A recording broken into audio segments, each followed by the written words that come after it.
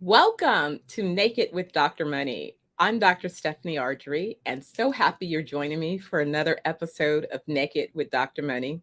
As you know, Naked with Dr. Money is my opportunity to share with you kind of the backstory of how I maintain my mind, body, and soul, and connecting with others who are involved with maintaining their mind, body, and soul. And in particular, we talk about mindset usually around this conversation. So, as you know, I'll always ask my guests, what do they think about their mindset? When did they first believe that they had a mindset?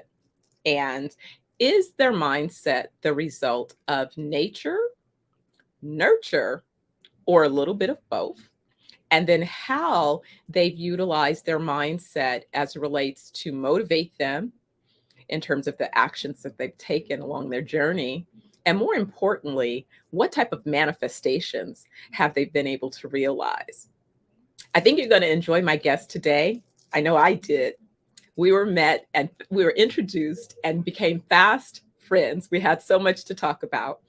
Miss Laura James hails from Boston. So for those of you out there in Boston, hey, what's up? I enjoyed my time visiting Boston and I have dear friends from Boston. So again, that could explain why we became fast friends upon that introduction. But just like me, she's an entrepreneur.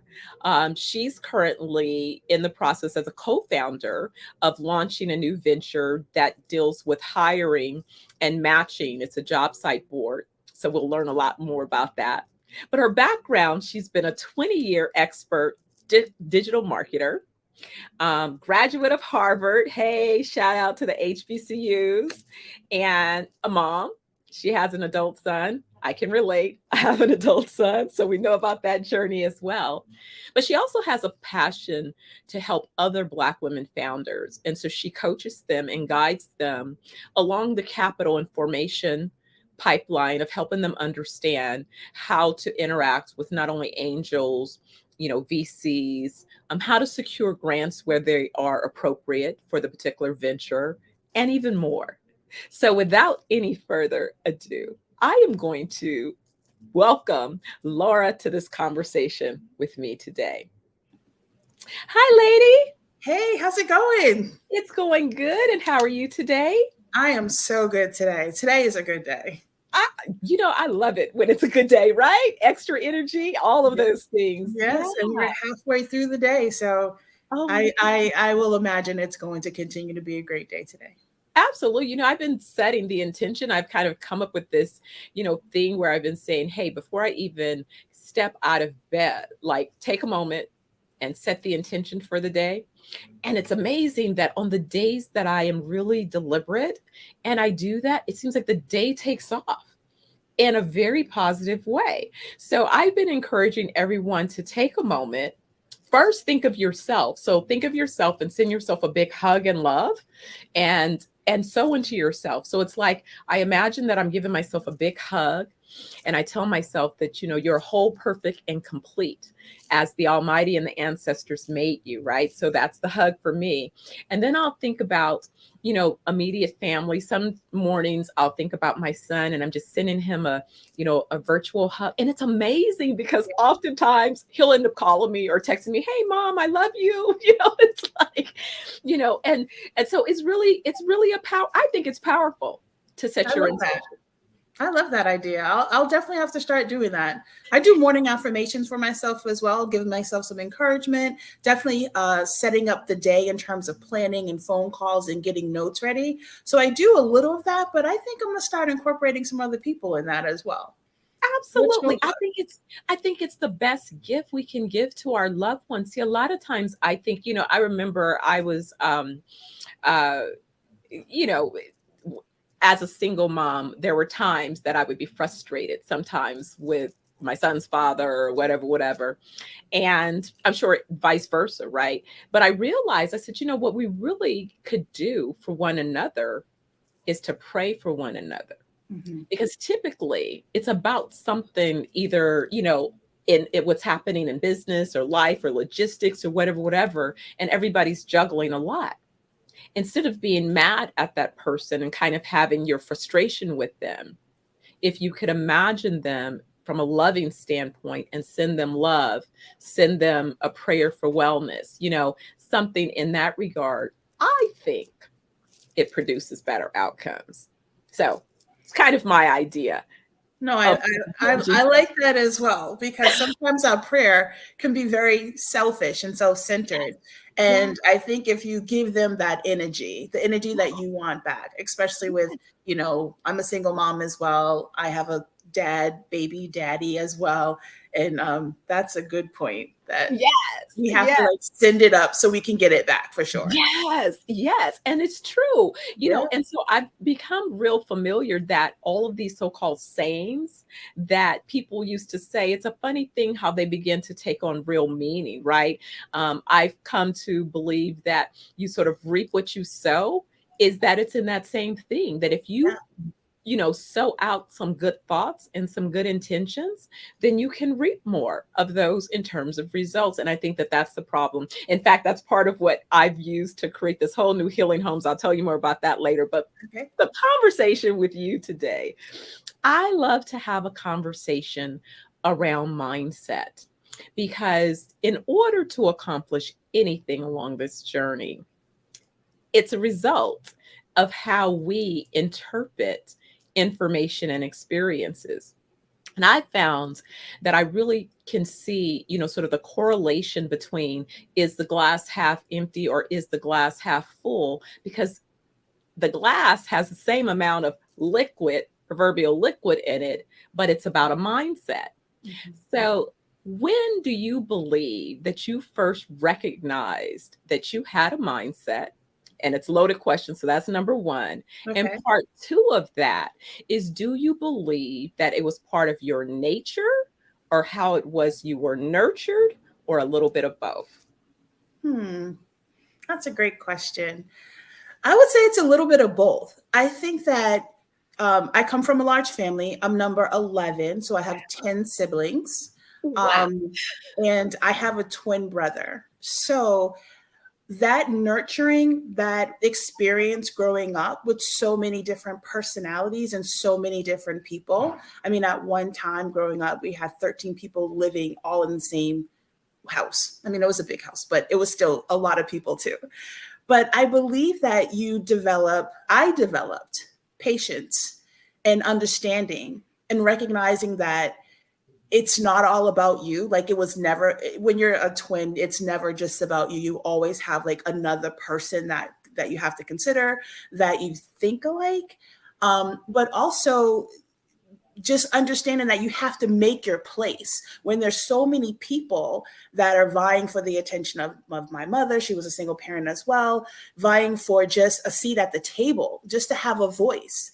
I nurtured, it was part of my nurturing, but I definitely developed my mindset at that point, that I would be heard regardless of the number of people in the room, and that I would be seen, I would be respected, I would be admired and celebrated. All of those things came into play. That went into my professional life and when I worked for companies, but also now that I'm running my own company and launching my own business, I still ask for those same things. I still ask for those same elements in my life. So I believe that it was a little bit of both. Maybe it developed and came really strong growing up in such an environment, but certainly you have to demand those same respects and those same elements in every aspect of your life. Well, it's interesting because I experience you as also, your tone is nice and pleasant and very sweet. I come from the world of, I was in advertising before it was a popular thing to be, and then I went into real estate development and construction, right? So commercial development and construction, right?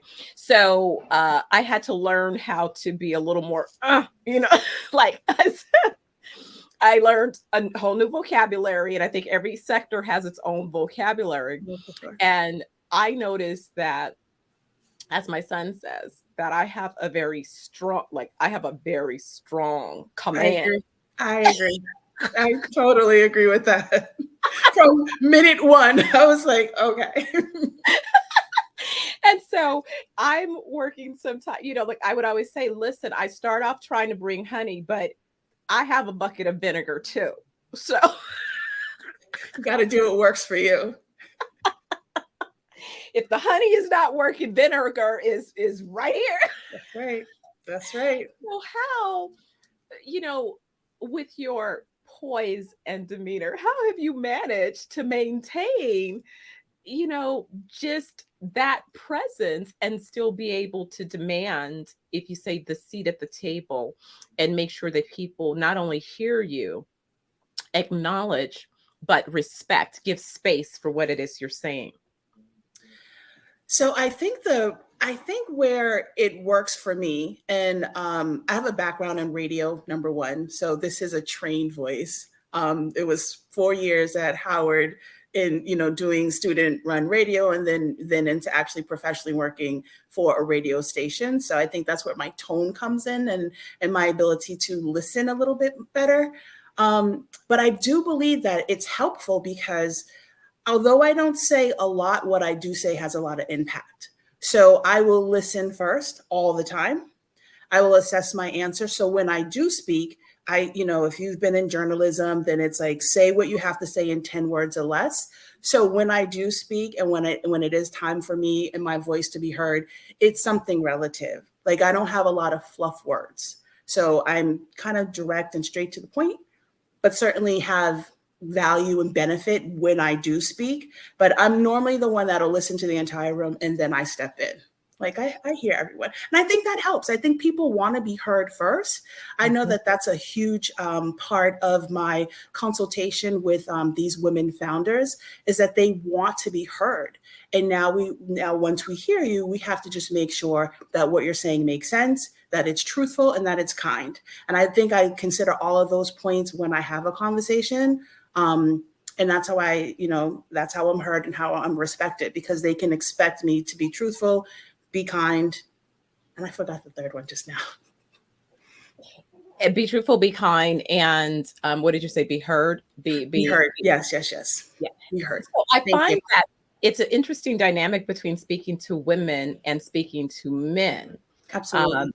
I've occupied spaces where I'm mostly in the room of men, and I noticed that they'll continue the conversation. Like, if you don't sometimes insert yourself in the conversation, you'll never get into the conversation. And oftentimes you're absolutely correct. I've always had a gift of holding space. I'm a great listener. So I'm listening and I'm taking notes. No, I know you are. You hear me first, for sure. Absolutely. Right. Absolutely. And so you're listening to, and you see the guy that's sitting next to you looking over at your notes, and he's trying to, take liberties with what your points are and then insert those points. And it's like, no, homie, you can author this. Yes.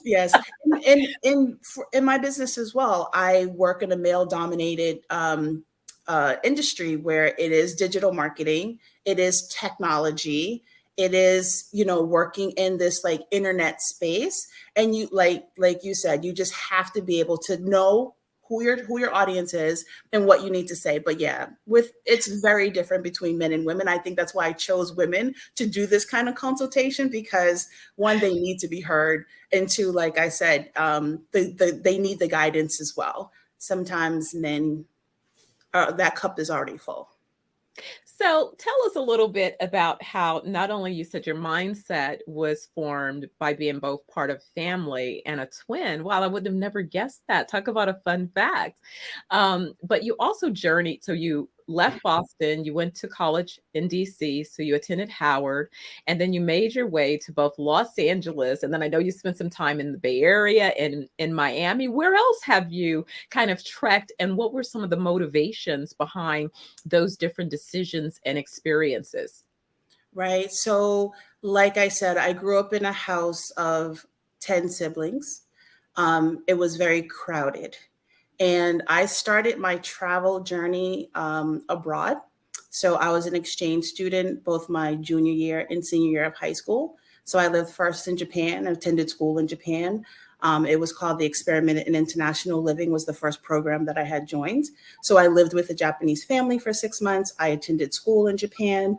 And I was one of the children. So we had chores, we had responsibilities, we had our studies, and then loved the experience so much living in someone else's home, living in a different country, that the following year I did a semester in Spain. And I lived with a family that lived in Barcelona. I went to school, I learned the language. And then I think that was my bug bite when it came down to travel. And I was just like, I am going to see the world, not just the United States, the world. And I've done tons of traveling. And I like to live in places. I don't just like to visit. So I moved my company that was formerly based in the Silicon Valley, East Bay, and I moved it to Miami. So Miami had an initiative where they were really incentivizing companies to make the trek between Silicon Valley and make Miami the new Silicon Valley. So in 2021, that's exactly what I did. So I lived in Miami for several months as I'm setting up the company. But home was always Oakland, California. I lived in LA for 20 years, then moved to East Bay for work and for, it was more techie there and VCs are there and money's there. So that's what got me up to Oakland, California. But I travel between LA and Oakland, and then of course, Miami, where the business is based. You hit on all of my favorite things. So let's go back. So what gave you the courage to want to be an exchange student? And you talk about Japan and then Barcelona. How would you compare just in terms of the different experiences, those cultural, that's what people need now. I wanted to be international, and I'll tell you, I just about had to run away from my family just to move from Oakland to Los Angeles, much less to try to do anything international, right? Right. But clearly, you had something that said that not only you could, but you did. I did. So kind of walk us through some of that. So initially, the exchange program to Japan was just about seeing what another world looked like. And that was the furthest I could get away at that time, honestly. And then every exchange student gets their own bedroom. And I had never had a room to myself. So I was like, did you say I get my own room? I'm there. It was a really nice room too. It was huge. And the beds are on the floor. So I didn't have like a fancy girl, the teenager room. But I just said, how far can I go? How long can I stay? And what are the benefits of going? And your own room to yourself, because I have always shared a room with my twin, was incentive enough. But I also wanted to learn the language. It wasn't just going for my own room, but I wanted to learn the language. I was very fascinated with language. So I took Spanish in high school. And again, you learn the language. So part of the program is you immerse yourself in a culture, in a language. So my family did not speak English at all.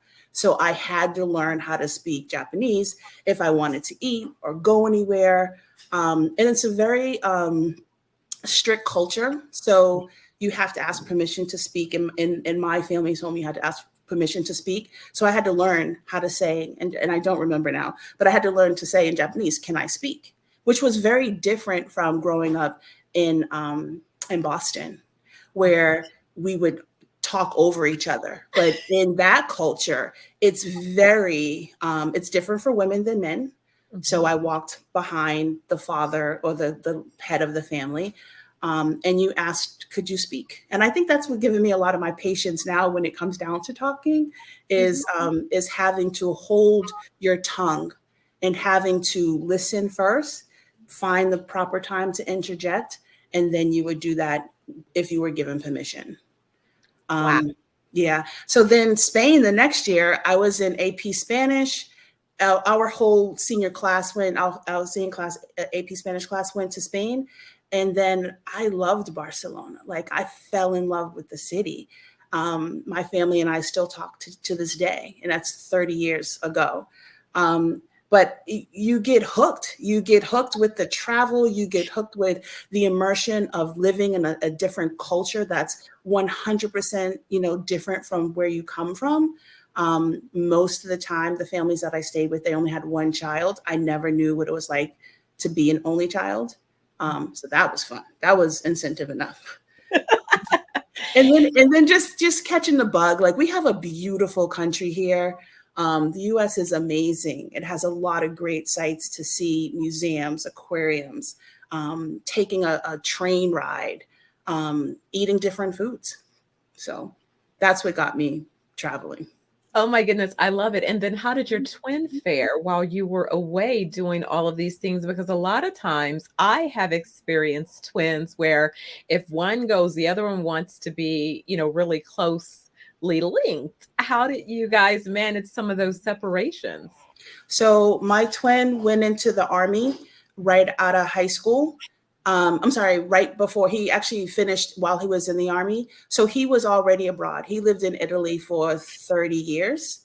And he traveled with the Army. He was in Germany. His kids speak Italian and German. We would meet. So I spent a couple of summers in Israel, working in Israel for companies that wanted to do better business here in the US. So I was sent to train them to, like, how to do digital marketing, how to work with particular companies.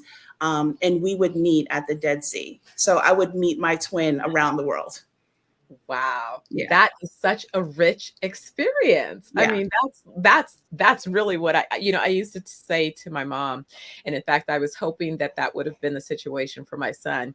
I wanted to send him on a trek around the world when he graduated high school. Yeah. Instead, I sent him to New York. So he did do a semester at St. John's, but he was so homesick that he came back home. And I had to allow him to come back and kind of fall into what it is he loves. But he did continue to travel. So he does have that travel bug and that desire to see the world. So I'm still encouraging that. And that's Oh, why I'm yeah. build your business and let the world be your potential marketplace. Find opportunities where there are consumers, niche markets who are interested in what it is you have to offer, and identify them. And they can be anywhere in the world. You need to come in and understand the culture. And like you mentioned, that's exactly how I like to travel. I tend to like to go in and get off the beaten path. I don't like going to all the touristy. I really like to have Yeah. a lived experience whenever I'm in a particular community, so that I can just get what does it feel like to live here every day? How do the locals travel and move around? Where do the locals eat? Yeah, Forget the that's a tourist stuff. big part of it too, right? Yeah, Absolutely. yeah. I think it's so fascinating. So it's great. You've used so many of these experiences and motivations and incorporating them into your business. So with your business, you're looking at matching people for opportunities. And my guess is that your lens is probably pretty globally focused. So I'll tell you a little bit about Level. So the name of the company is called Level. Our URL is joinlevel.co. And basically what we are is a hiring and dating platform that also offers jobs. So the way that we see the company growing, and I do have a co-founder, is the second most question that you're asked when you meet someone new is, what do you do? So we basically turned that question on its head and made a platform. So now not only can you meet people that do what you do, but we also feel that there's a greater organic match between meeting someone in the industry that you're so proud of. I tend to connect with and date people in my industry because, one, they understand. So they understand digital marketing. They understand the internet. They have 17 email addresses like me.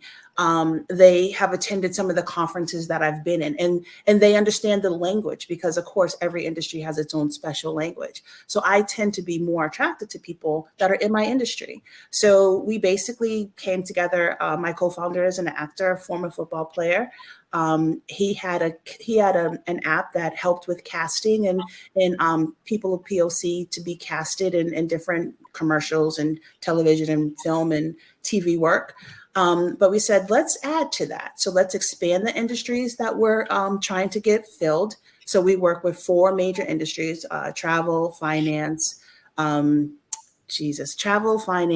entertainment, and retail. And so we're only having jobs presented in those 4 categories.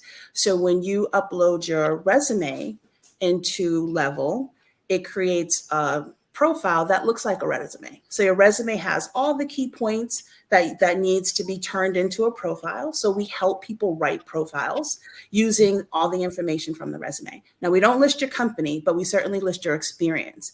And we found that people are drawn to more to your experience and what you've already gone through, more so than saying my interest is long walks on the beach. You can only have so many long walks on the beach before you're like, okay. And then, of course, the best way to break, the awkwardness between two people is by talking about what you do. I'm very comfortable talking about my experience, my professional background, what I do best. It's what people identify with, it's what people feel close to. And we found that by matching people in your industry, it's a greater match, and the relationship is more organic. That makes sense, because when I think about it, the only reason that I probably wouldn't have dated people in my immediate circle, because I was working with them and I didn't want to date people that I worked with per se. However, if I were to extend that arc a little bit larger and there were other colleagues within the industry, you're right, it would be some compatibility there, right? Yeah, and we're not sourcing from your job. So if you have an office that you go into, yes, I agree. Dating in office is very difficult, but dating in industry is very different. So when you create your profile using your resume, we don't pull any company information. It's a very safe environment, and it's only your experiences and key points so that you can make a greater match or a more organic match with someone that maybe have your same title, that may be in the same industry, but work in another department. So I tend to be a lot more interested in engineers and developers. Like, we can tech talk all day long, and we do, and we absolutely do. But if I tried to have that same conversation, and this is all hypotheses and if experimental, but I just know that I can't tech talk with everyone, because they're like, what about the long walk on the beach? And I'm like, what about that new computer that just came out? What about that new operating system? And it's a little bit different. Oh, it's totally different. It's so funny because sometimes, so I was just talking to a colleague of mine who is advising our company as the interim CTO. Mm-hmm. And now here's a funny thing. So how we met, though, is we met on a dating platform. Nice. I met him on Tinder. Nice.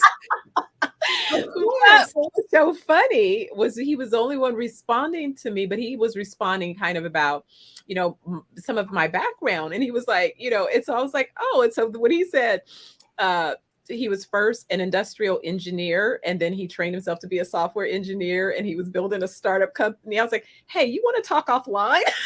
Yeah. Yeah, because I have a startup. I know exactly how this goes. And that's exactly what Level is about. It is about making those organic connections on things that are important to you. Now, I'm not saying long walks on the beach are not a great way to, break the ice or meet folks, but if we can't bring my computer to the beach, I don't think I'm doing it. Yeah. I mean, and as a founder and working on a startup, that is my long walk, right? It's pretty much in the purse, right. And whether you're creating a vision board or whiteboard, folks in this side of the industry, like we asked about manifestations. I whiteboard and vision board everything. I have a workflow that is how my day is going to be mapped out. So, I have 10 o'clock here. Here's my notes for my 10, my 11. And sometimes, honestly, like, those natural connections just aren't there unless someone goes, I know how to do workflows. I whiteboard everything as well. Like, it's just a little bit different. It is. It's so interesting because Dr. Oliver and I are partners in ZenoVerse Wellness Group, and he's the functional medicine physician. But I remember when we were first getting to know one another, there were some commonalities my mother had introduced me to Back to Eden as a kid. His mom had introduced him to Back to Eden as a kid. And you're right. I was like, I had not met anybody else who's, who had Right. that same fun fact. And then more Right. importantly, we're born in the same year. So, that other thing about kind of what happened in that year and that journey, it's like we could kind of relate. You're on one coast, I'm on another coast, and then you also have the international element, but it's like I could kind of I could relate to those touch points.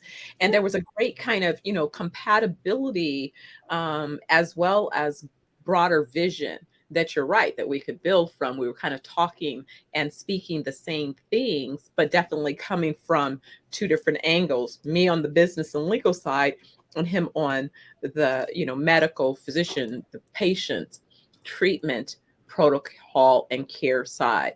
But we need each other, Yeah. in terms of what it is we're building together. So We definitely.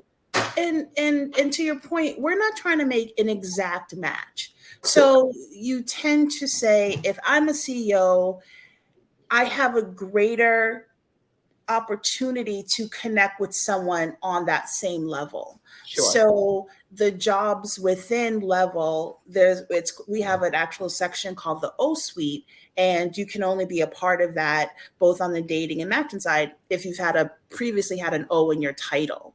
So we do say, for our O suite guests, our O suite members, here's all of the products and services. And it is a little different if you're maybe just doing like entry level, or maybe this is your second career.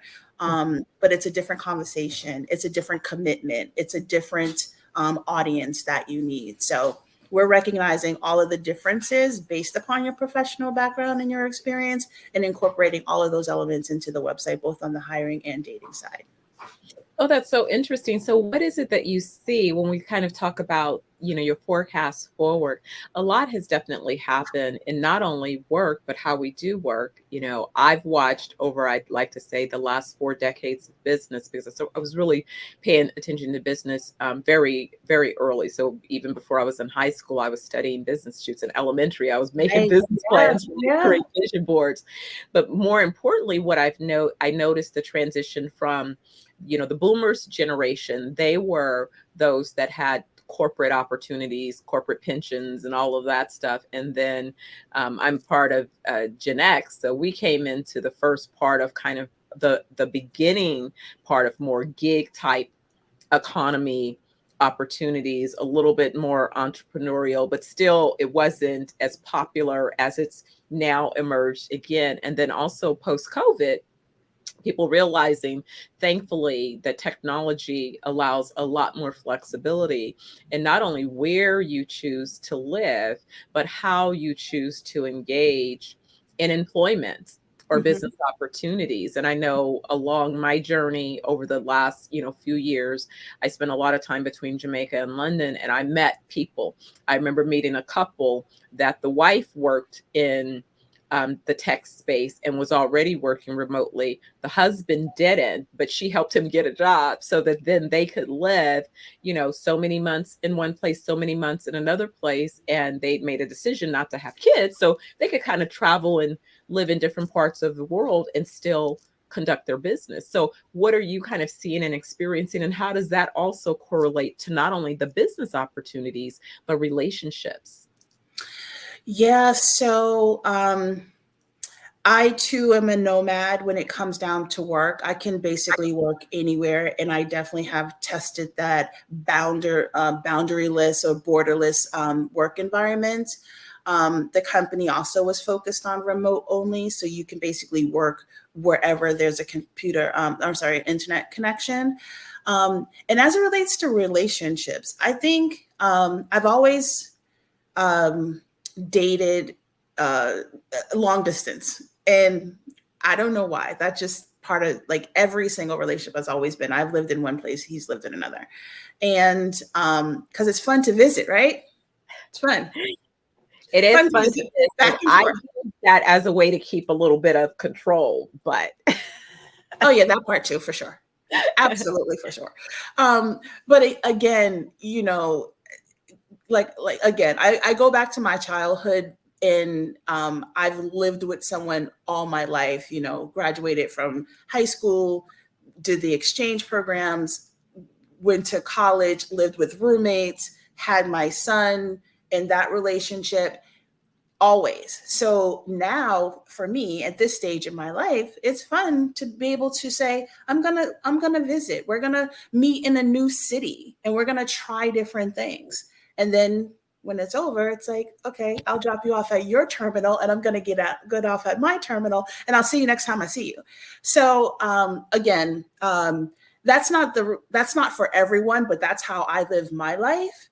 And it works for me. So relationships are wherever you need them to be, number one.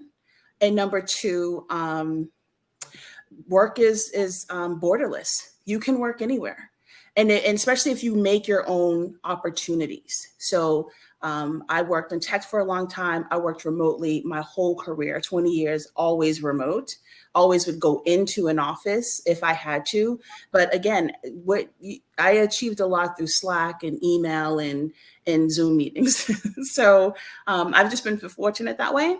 But does that make you a little bit distant in the connectivity in terms of the relationship? Because I notice and I won't do a deep dive in this, but what I have seen is even with the younger generations who also have kind of been more remote as opposed to being immersed in many corporate organizations and structures, that there's a downside. And some of that emotional connection has been showing up in terms of mental health, mental wellness, and some of that. And so, what is your observation or experience in kind of balancing those needs as well, or seeing how people are balancing those needs who have been more remote? Yeah. When you start divvying up the audience into different age groups, there is definitely individual needs by age group. Gen Zers are more likely to need different perks if we're going to bring them into the office. I know in California, every office has a fully stocked kitchen. And that is simply because they'll come to work and they will literally eat 3 meals at work. If you look up like the Google campus or the Facebook campus or the LinkedIn campus, those are all companies that say you live where you work and you work where you live, which was perfect for our platform, right? So it's a little bit different, and we try to cater to each segment of that audience. Our core demographic is millennials and Gen Zers, simply because they are just entering that phase in their life where they're looking for connections and need the connection. And you're right, it's hard to make the connections in such a individualized screen world. You know what I mean? Like, the younger generation, the millennials and Gen Zers, are more likely to FaceTime than actually meet. If you go to, I've been to certain clubs and they use social media. It's like, give me your DM. It's not about give me your phone number. Right. It's they will look up your entire background based upon your Instagram images. Exactly. So I mean, I've been to clubs, just hanging out with girlfriends or just checking out the scene or whatever, especially in San Francisco. And the guy was standing next to a girl and they were literally on their phones looking at each other's Instagram. And they were making decisions and assessments on what next steps would be based upon how those images looked. And I mean, I'm on social media a lot too. I'm a huge TikTok fan. I watch a lot of TikTok videos and it's addicting, but it is what's comfortable for them now. So every generation is different, and you do have to cater to that. We offer video chat within the app. So if you want to video chat, you can. You can't keep scanning folks or swiping on folks unless you text them first if you make a match. Like, there's a lot of things that we have to do to accommodate the different generations and the differences between them. Oh my goodness, this is so fascinating. I can't wait. We'll definitely have to host this, some kind of fireside chat at one of our resorts. I think that'll be fun to do live and virtual. Let's do A it. live and virtual conversation. Well, in terms of we're coming up on the tail end, and so just are there any last thoughts, is there anything that I didn't ask you that you wanted to share that comes to mind around this conversation that I should include, or any last thoughts kind of around, mindset, motivations, or manifestations? I would say keep planning. There's never a plan that is, mapped out forever. Learn how to make those pivots when you need to. Mm. Stay healthy. Pivot from toxic people when you have to, regardless of whatever their relationship is to you. And I would just say keep dreaming and keep fulfilling and keep manifesting, because life changes at every stage. And you want to make sure that you're leveling up all the time and that you're in a better position than what you were the year before. Solve your problems, talk to people, connect, and do something good for yourself all the time. I love that. I part of the Naked with Dr. Money, the whole vlog came out of this idea of, sharing behind the scenes how I'm managing mind, body, and soul. And then because of the mental health crises, I started putting together a Naked with Dr. Money tour where we're going on a 20-city tour to help Nice. to provide tools around mental well-being. And the tour is called the Self-Love Tour. Oh, I Part love one, self-love and healing through forgiveness. And so, really, you start with you. So start it. with you, loving on you. That's where you begin, because it Right. all begins with you. And whatever Amen. you think the situation is, sometimes I've learned along the journey, sometimes the situation requires a different question. I don't Hmm. know if you ever have that moment where you feel like you're in communication with source or the higher power, or your whatever your beliefs are. But I found that when I've been frustrated about something, that it's, spirit is, you're asking the wrong question, change the questions, which is Mm-hmm. what, when you said pivot, we talk about pivoting in business. If the facts that you have don't work, but you have better facts over here, then you pivot to utilize those market opportunities and execute, and you win. It's the same Yep. thing along your personal journey, right? If you're not getting the answer to the question, perhaps you need to change the question. That is amazing. I love that. That is exactly true. I put it in a different way, but that is 1000% true. But I also found, and I know that we're getting on time, is hurt people hurt people. So heal Yes, first. Heal first. yes, First yes, you. Heal first. And yes, then everything around you changes. yes. Because I say when you healed, you hear differently. And I Absolutely. didn't go deep into the healing homes concept, but I Nope. definitely need to invite you into that conversation. Just in brief, what it is have you done the Course in Miracles? I didn't. No. Okay. So Source told me a couple years ago that I was going to finish the course, which I did, and then I'm going on my second trek through the course. So I Okay. finished the course, and then a cousin gifted me this mana planning, manuscripting journal, a 90-day journal. And as I Yep. began to look through both of those things recently, I thought they would lay a good foundation, a starting point to help people begin to reframe their life plans. And Mm. so I thought that not only would it be important in order to help heal from emotional trauma, it was clear that we want economic outcomes, but a lot of the impediments to full on, you know, realization or manifestation of those outcomes have a lot to do with emotional trauma that is preventative from going to the ultimate, level. Yep. So I came up with this understanding, this idea of, even before we start hosting the wellness weeks at our resorts, because we had already said that we would do November and December dates where families would come, maybe Mhm. for a family reunion and whatever, whatever.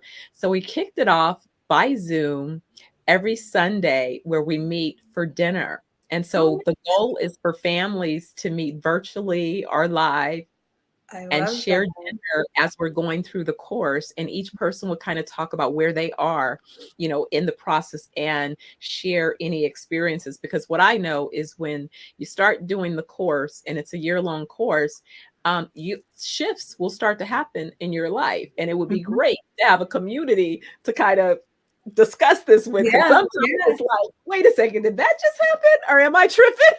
Those breakthroughs. Yeah, Yes, absolutely. I love yes, that. yes. So I it's need to do definitely, that. So it's called The Miracle? Is that what? it's called Healing Homes, which is healing our minds, emotions, and souls. And so I will send you an email invite.